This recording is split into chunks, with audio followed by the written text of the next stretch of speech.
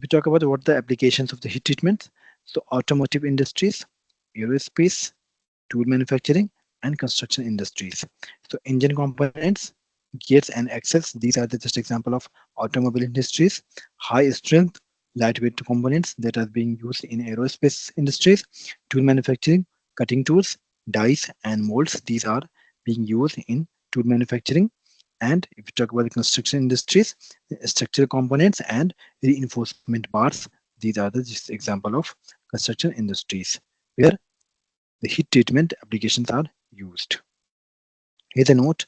Heat treatment is a vital process in manufacturing and engineering industries, enabling the customization of a steel properties to meet the specific application requirements. So whatever the requirement that we are, accordingly that we can go with the heat treatment process. Okay.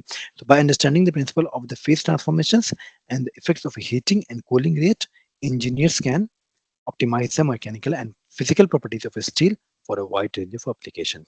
So according to the application parts, then we know what the kind of changes that we required inside the material as a mechanical properties or the physical properties. We can go with that kind of a process so that we can have the desired properties and then we can apply that material in a particular application part. Okay.